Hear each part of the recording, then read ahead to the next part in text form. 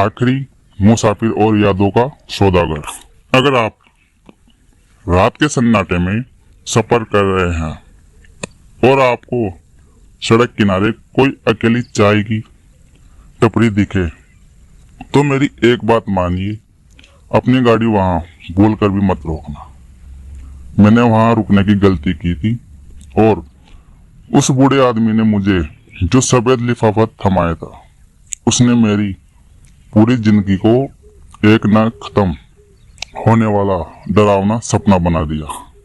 सुना हाईवे और वो अजीब ठपरी। शहर के शोर शराबे से करीब 50 किलोमीटर दूर नेशनल हाईवे पर एक ऐसा मोड़ था जहां रोशनी नाम मात्र की थी।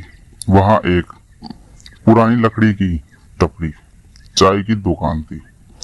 धूल भरी दीवारों और मदम जलते लालटेन के बीच वहां एक बूढ़ा आदमी बैठा रहता था। लोग कहते थे कि उस रास्ते से गुजरने वाले हर मुसाफिर को वहां की चाय एक बार जरूर पीनी चाहिए, पर शर्त यह थी कि वह दुकान केवल रात के 12 बजे से सुबह 4 बजे के बीच ही खुलती थी। निखिल, जो एक प्रोफेशनल फोटोग्राफर था, वह अपनी पुरानी बाइक पर उस रास्ते से गुजर रहा था। आधी रात का वक्त, चारों तरफ सन्नाटा और घने पेड़ों की ससराहट। तभी उसे वो टपरी दिखाई दी।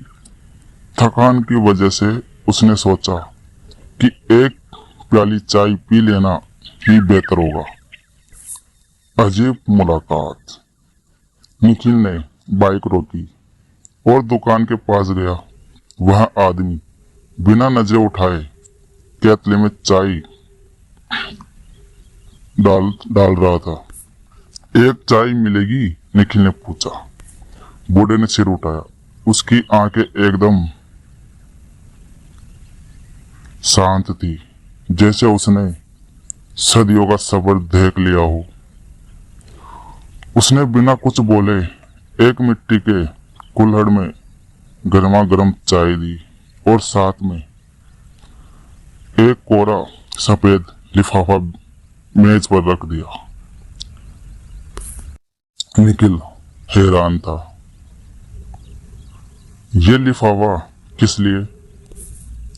बूढ़ा मुस्कुराया और धीमी आवाज में बोला, बेटा, इस चाय की कोई कीमत नहीं है, बस अपनी जिंदगी की वो याद जो तुम्हें रात भर सोने नहीं देती या जिसे तुम दुनिया से छिपाना चाहते हो, उसे इस लिफाफे में डाल दो।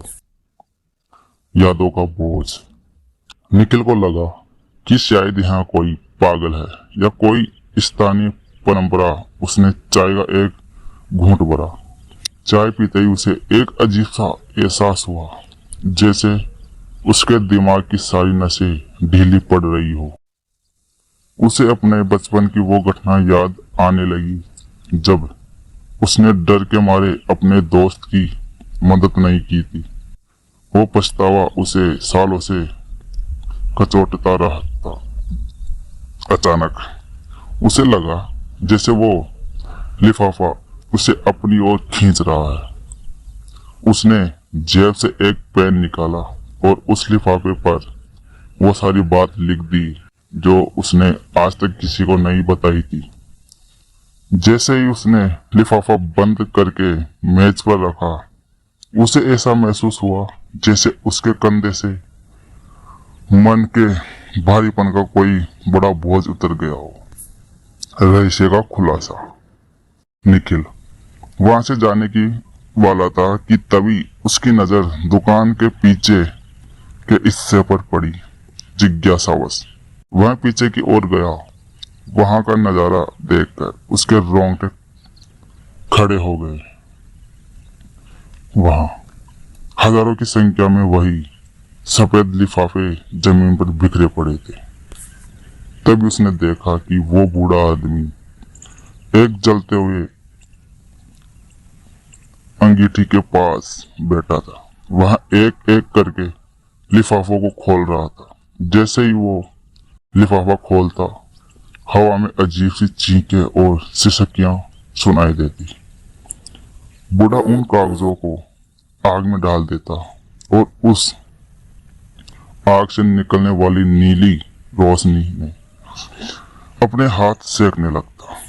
निखिल समझ गया कि यहाँ कोई साधारण इंसान नहीं है, वह इंसान के दुखों और उनके पछतावे की आग से खुद को जीवित रखते हुए एक अंतिम मोड़।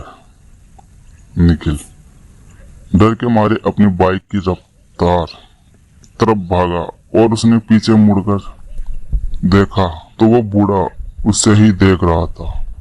बूढ़े ने चिल्लाकर कहा, निखिल, तुमने अपनी सबसे पुरानी याद तो दे दी, पर याद रखना, अब तुम्हारे पास खुश होने का कोई कारण नहीं बचेगा, क्योंकि तुमने अपनी भावनाएं मुझे दे दी। निखिल उस रात घर तो पहुंच गया, लेकिन उसके बाद उसे न कभी दुख हुआ, न कभी डर लगा और न ही कभी खुशी महसूस हुई। वहां एक चलता फिरता खाली जिस्म बनकर रह गया। सालों बाद जब लोग उस हाईवे से गुजरते हैं तो उन्हें वहां एक नहीं बल्कि दो लोग बैठे दिखाई देते हैं।